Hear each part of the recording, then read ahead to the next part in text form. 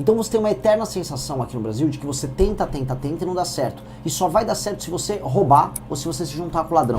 Eu não quero criminoso por perto, eu não quero nenhum tipo de bandido querendo fazer parte do meu governo, porque os defensores dos direitos humanos não ligam para os direitos humanos das vítimas. E eu vou colocar a vítima em perspectiva, vou colocar a vítima como protagonista. Uma pessoa que apontou uma arma para outra pessoa não pode ficar menos de 30 anos na cadeia. Hoje, do nosso país. Nosso país, ele perdeu a ambição. E o nosso país se tornou um parque de diversão de corrupto. Então, se você é uma pessoa que quer ir longe na vida aqui, invariavelmente você vai ser sabotado. Vamos pegar um exemplo aqui do Pará. Qualquer trabalho sério que você tente fazer, vai aparecer algum órgão governamental, alguma sabotagem, alguma judicialização e as coisas não saem do papel. Então você tem uma eterna sensação aqui no Brasil de que você tenta e não dá certo. E só vai dar certo se você roubar ou se você se juntar com o ladrão. Então, o caso do Banco Master foi muito ilustrativo. O cara foi, comprou todas as autoridades da República e ficou multimilionário. Agora, se você é um agricultor, eventualmente pode aparecer o ICMBio como interpretação sobre a terra que você está morando ou trabalhando há 50 anos, leva meia dúzia de boi que você tem ali e você vai ser tratado como bandido. Não dá para viver num país assim. Então, o modelo de país em que quem está no topo rouba, o resto não funciona e quem tenta trabalhar é sabotado, é um país que fracassa. E sim, o Brasil fracassou.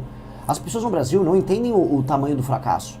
O tamanho do fracasso não tem que ser medido se, igual o malandro do Lula faz, não, você vai comer uma picanha a mais aqui ou ali. Você tem que imaginar onde você poderia estar e onde você está. Nós éramos para estar numa posição muito maior do que nós estamos, e só não estamos porque a gente toma a decisão errada o tempo todo. A população vota mal. Eu tenho certeza que tem parte da população aqui em Santarém que vende o voto para político. A população escolhe políticos errados. A população também é cúmplice no próprio erro. Então, para resolver esses problemas, a gente tem que despertar a população e trocar a política. Muito bem.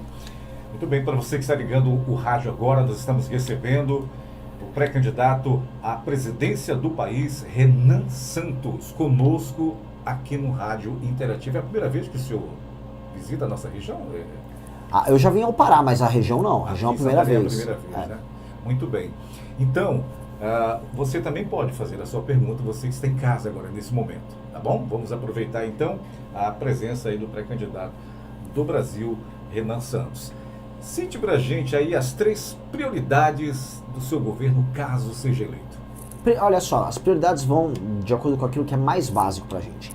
O brasileiro tem que conseguir pagar as contas sem se endividar e ele tem que andar na rua sem ser assaltado. Essas 2 coisas são essenciais. Então, para uma, a gente vai fazer uma reforma para cortar despesa do governo federal.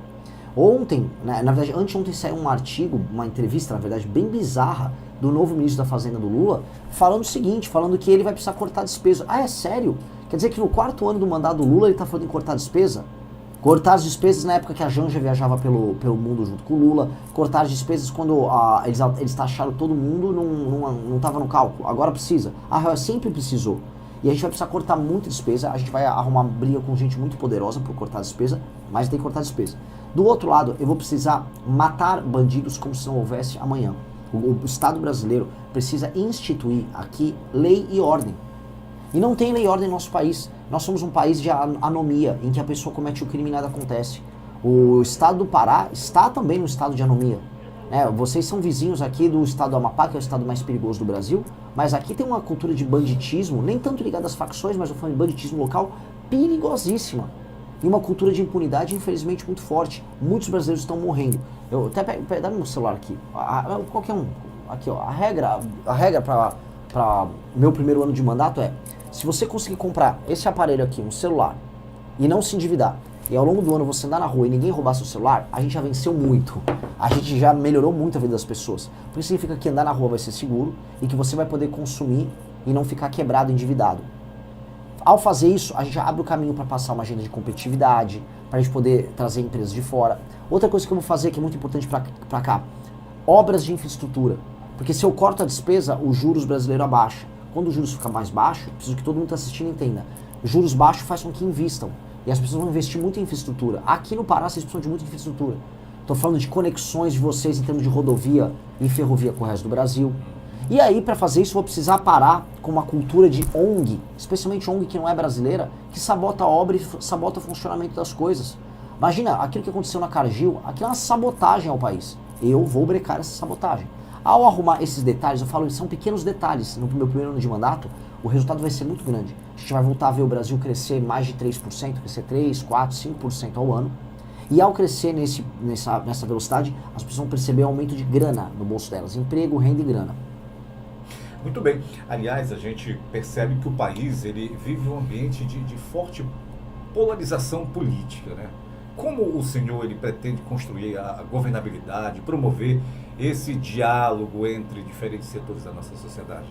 Tendo uma agenda. Você só consegue propor um diálogo com alguém se você sabe o que você vai propor. Se o presidente, imagina que o presidente da República é um vendedor. Se o vendedor está ali e ele não conhece o produto que ele quer vender, ou ele nem sabe o que ele está vendendo, o comprador vai né, falar, olha, eu não vou pagar nada por essa porcaria, não quero nada com você. Então, o presidente da República tem que ser um bom vendedor. E o bom vendedor conhece o produto a fundo, sabe o que quer vender, sabe o lucro que quer ter. Ou seja, eu tenho um plano de Brasil. Meu plano de Brasil pode ser que agrade um pedaço bem grande, por exemplo, eleitores do bolsonarismo, especialmente na parte de combater a bandidagem. Meu plano de governo pode ser que agrade eleitores do Lula na parte de soberania, já que eles são anti-americanos. Na parte de terras raras eu sou muito duro.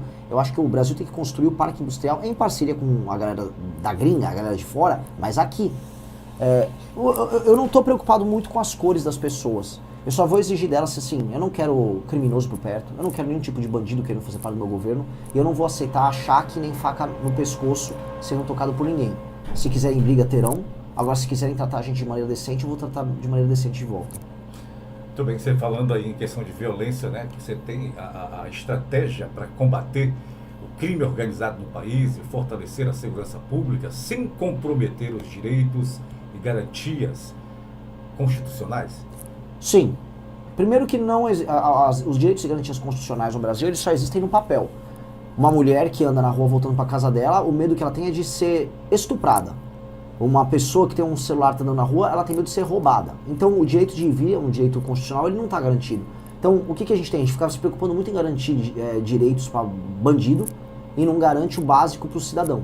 Então isso é uma perspectiva muito maluca, porque os defensores dos direitos humanos não ligam para os direitos humanos das vítimas. E eu vou colocar a vítima em perspectiva, vou colocar a vítima como protagonista.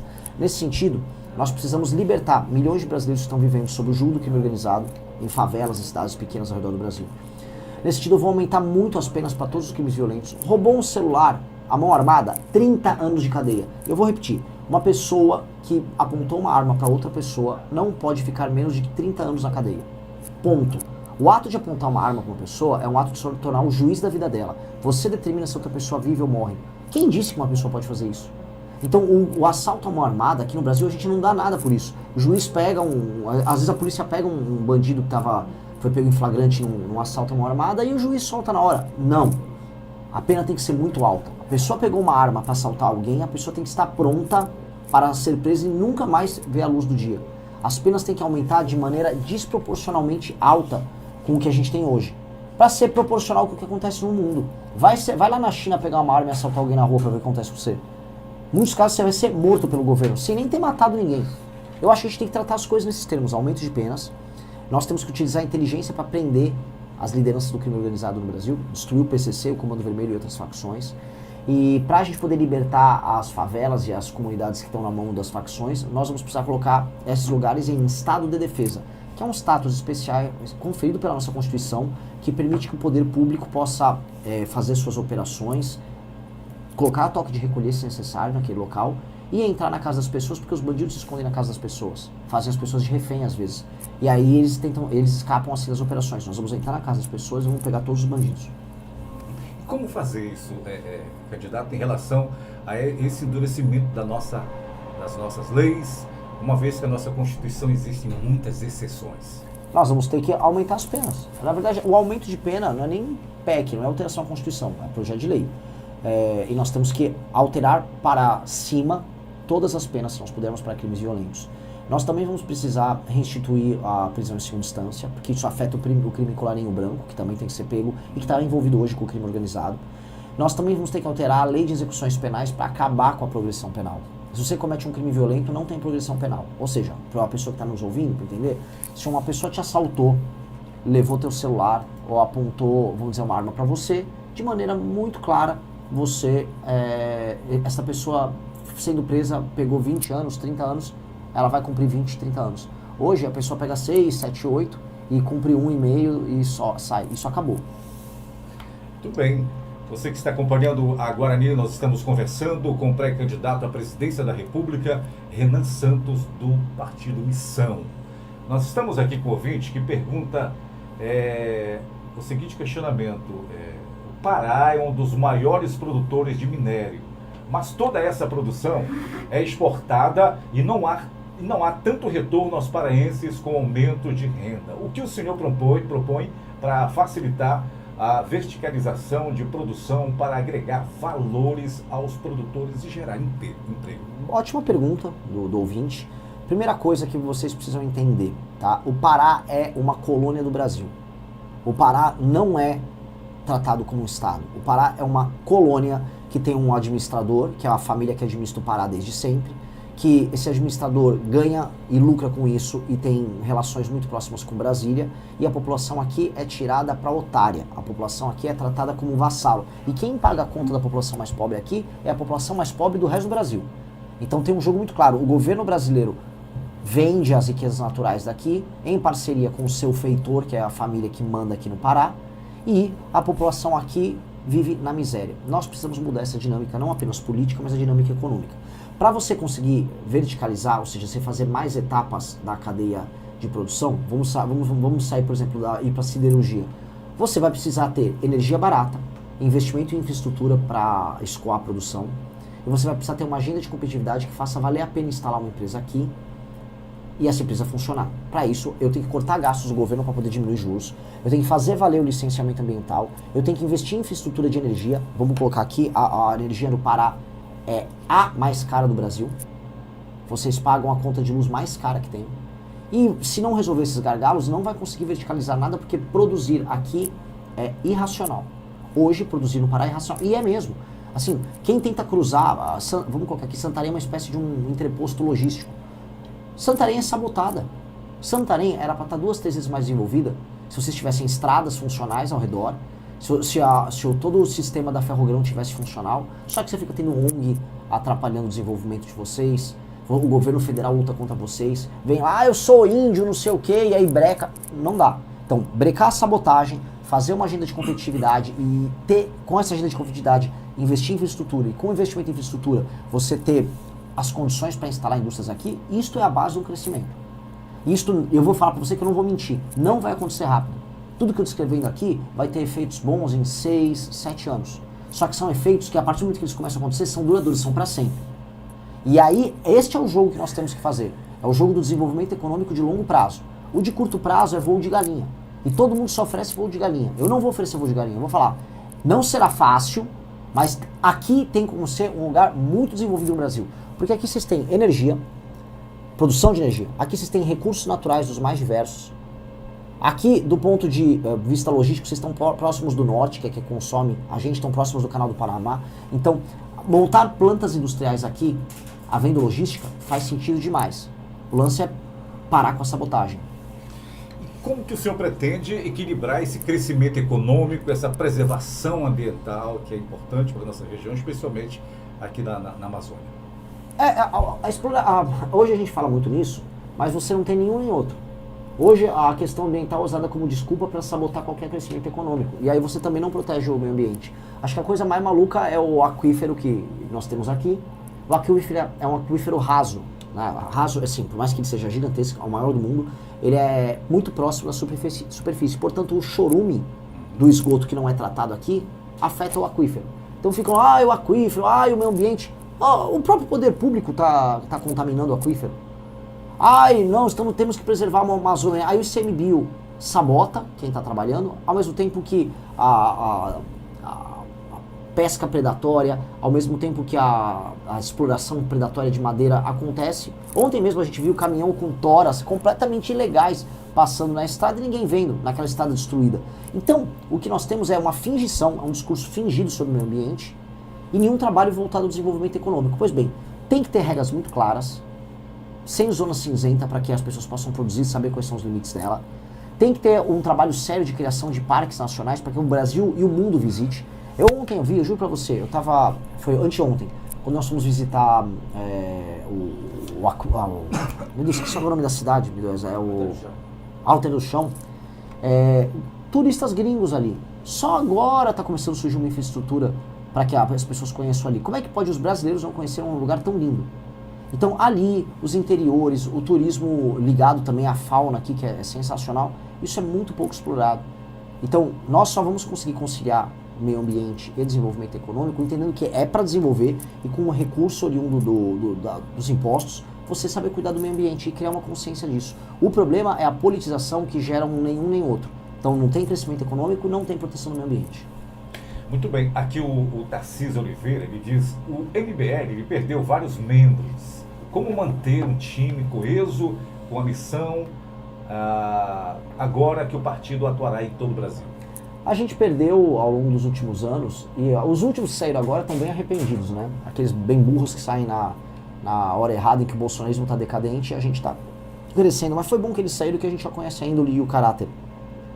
Acho que a gente formou muita gente oportunista, a gente está corrigindo os nossos sistemas de formação de liderança. Acho que a chapa que nós temos agora, né, com mais de 1000 candidatos para deputados ao redor do Brasil, já contempla um perfil que não é o mesmo que a gente tinha antes. E traições na política sempre terá, mas nós teremos cada vez menos. E agora com o partido político, a gente pode controlar muito mais, né? Não é agora fácil como era antes. Muito bem, para quem ligou o rádio, estamos aqui com o pré-candidato à presidência da República, Renan Santos, conosco aqui no Rádio Interativo. Agora, o custo de vida, a gente sabe que no Brasil aumentou nos últimos anos de forma considerável, né? Inclusive aqui o próprio Agenor, ele toca nesse assunto. E como que o seu governo ele pretende reduzir o preço dos alimentos, combustíveis e melhorar o poder de compra das famílias brasileiras? É possível isso? Definitivamente não é dando vale gás igual o Lula faz, dando energia elétrica supostamente de graça igual o Lula faz, ou falando vou te dar Bolsa Família igual o Lula faz. Quem está nos ouvindo precisa entender. Seu poder de compra só vai aumentar se a atividade econômica aumentar e se o governo parar de cobrar tanto imposto das pessoas. Tudo é caro no Brasil, porque o dinheiro no Brasil é caro. Então, vocês estão nos ouvindo, entendam. A taxa de juros no Brasil é 15% ao ano, só a Selic. Se eu, além da Selic, falar o spread bancário e tal, as pessoas pegam dinheiro emprestado no Brasil por valores exorbitantes. Isto é impagável. Então não dá para você consumir nada no longo prazo, você comprar a prazo um carro, uma televisão, porque o carro vai custar o dobro do preço só de juros que você vai pagar. E do outro lado, você não consegue comprar um produto com valor correto, porque os impostos do produto são muito caros. Um celular no Brasil é um dos mais caros do mundo, os carros no Brasil são caríssimos. Isso também por conta da tributação. Como resolver isso? Cortando o gasto do governo. Tudo que o governo fala que está te dando é mentira. Por exemplo, aqui no Pará, vocês sabem, vocês pagam uma das contas de luz mais caras do Brasil. Pois bem, uma das coisas que faz com que a conta de luz seja muito cara é que tem tanto programa social dando luz de graça para alguns setores e para algumas pessoas, que quem está pagando a conta não aguenta mais pagar. Então você tem que não ter um ar-condicionado nesse calorão aqui, você às vezes tem que tomar um banho com o chuveiro, com a parte elétrica desligada, porque você não consegue pagar por isso. Você não consegue pagar por isso porque é muito imposto, é muita taxa. E aí, para você cortar imposto e taxa, não tem remédio. Você vai ter que diminuir a despesa do governo. E não dá para ficar um governo dando as coisas para os outros como o governo Lula faz. E não dá para o governo Lula ficar mentindo para as pessoas, igual mentiu agora no fim da escala 6x1. Ele mentiu para as pessoas. As pessoas caíram num truque achando que eu vou trabalhar menos e vou ganhar mais. Desde quando isso existe? Desde quando isso existe? Tá tudo difícil a vida para todo mundo e ainda falaram para você, fica tranquilo que você vai trabalhar menos e você vai ganhar mais. É mentira! O Lula tá comprando o voto das pessoas, enganando. O Lula é um estelionatário. É mentira isso. Você só vai melhorar a vida das pessoas, as pessoas só vão aumentar a renda delas, vão poder comprar mais coisas e serem mais felizes, com o governo cortando todas as despesas que ele puder cortar e com base nisso, podendo diminuir o imposto e diminuir os juros. Aí você que está trabalhando, você vai sentir a diferença. Muito bem. Aqui, inclusive, alguns jovens estão em contato comigo aqui e o que eu percebo é que eles estão um pouco desacreditados da política, né? Eles estão colocando aqui de uma outra forma, mas o que a gente resume aqui é que os jovens brasileiros, eles dizem que estão desacreditados da política. Como reconquistar essa geração que muitas vezes não se sente representada pelos líderes do país? De acordo com a pesquisa Atlas, eu tenho praticamente 40% dos eleitores jovens, dos 16 a 24 anos. Então eu não acho que os jovens estão desiludidos, eu acho que quem está procurando um caminho está encontrando. Eu lidero, eu estou em primeiro lugar nas pesquisas entre os mais jovens. E isso é sintoma de um projeto que não fica só brigando. Sabe qual que é o problema? Fica, a candidatura do Lula é, eu não sou o Flávio Bolsonaro, e do Flávio, eu não sou o Lula. Tá bom, nessa de um não ser o outro, eles são iguaizinhos. Eu estou propondo um monte de coisa gloriosa para fazer com que o futuro nosso seja glorioso. E os mais jovens terem um horizonte que dê significado à vida deles. A viver não é só consumir, viver não é só pagar imposto. Viver é saber que seu país faz sentido, viver é participar dos momentos históricos e falar, eu vivi aquele momento. Hoje as pessoas acham que elas são apenas escravas das circunstâncias, e não é assim. A gente vai dar um sonho para os brasileiros sonharem. Muito bem, aqui o ouvinte ele faz uma outra pergunta, ele diz que o Partido Missão terá, se o Partido Missão vai ter algum candidato ao governo do estado do Pará, alguma chance de ser o Kim, já que ele é filho de uma paraense? Verdade, a mãe do Kim é aqui do Pará, ela é da região ali próxima de Ananindeua,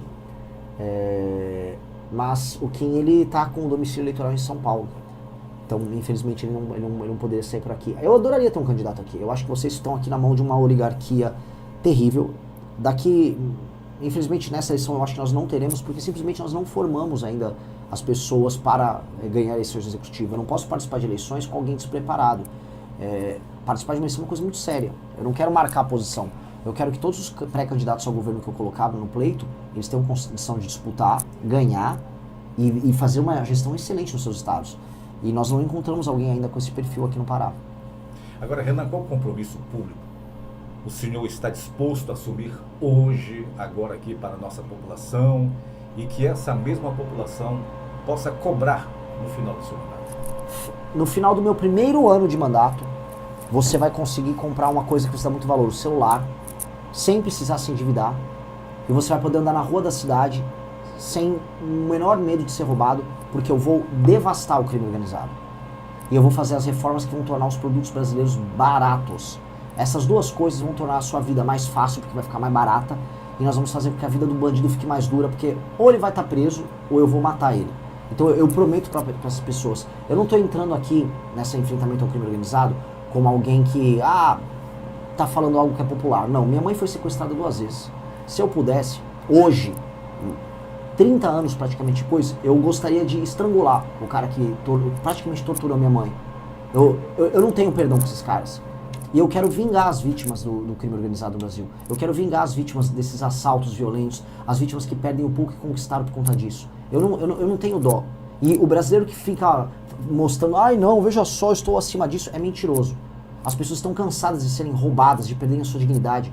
O menino brasileiro, o jovem, ele está cansado dele não poder ganhar nada, não encontrar um emprego, enquanto o garoto que entra pro crime fica pagando de bonitão, de gostosão, comprando moto, saindo com as menininhas porque ele rouba os outros e tem dinheiro. A moça que é a moça correta, que não fica vendendo foto nas redes sociais, a moça que às vezes é religiosa, a moça trabalhadora, a boa filha, essa moça se sente injustiçada num país que dá valor pra gente como Virgínia, como Deolane. Eu sou a pessoa que vai vingar as pessoas boas. Eu tô aqui na prática para vingar as pessoas boas.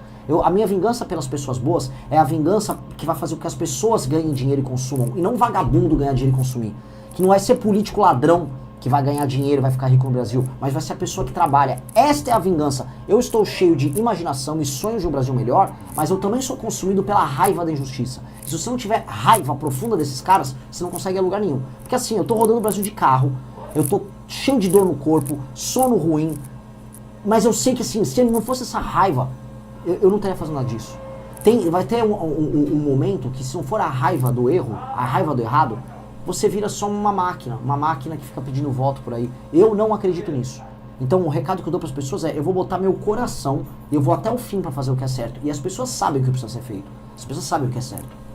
Se eu tivesse apenas 1 minuto para convencer um brasileiro indeciso a votar no senhor, sem atacar adversário, qual seria a sua principal mensagem ao Brasil agora, para encerrar o nosso encontro de hoje? Você que é nosso ouvinte, você perdeu a capacidade de sonhar no Brasil melhor. As pessoas estão te dando migalhas. E o sonho do Brasil hoje é ganhar uma migalha e ficar feliz com ela. Não imagine que viver possa ser assim. Você pode viver numa casa que não vai precisar ter um muro. Você pode andar com um carro sem precisar ter filme. Você pode conseguir comprar um carro. Você pode conseguir comprar uma moto. Você pode conseguir comprar um celular. Você pode andar na rua sem ser assaltado. Nós temos que encarar as brigas difíceis que fazem com que a gente seja permanentemente pobre. E eu vou encarar essa briga, é uma questão de ambição. Grandes homens no passado tiveram grandes ambições em tornar seus países melhores e fizeram assim. El Salvador era um lugar tomado pelo crime e hoje é um estado exemplo em todas as Américas. Singapura já foi um favelão, hoje é um dos melhores países do mundo. Hoje as pessoas enxergam a gente no Brasil como perdedores. E nós assumimos essa imagem de perdedor, até a seleção brasileira de perdedora. Eu não aceito isso. Nós vamos sair do papel de perdedor e nós seremos uma das maiores nações do mundo, agora, já começando pelo meu primeiro mandato.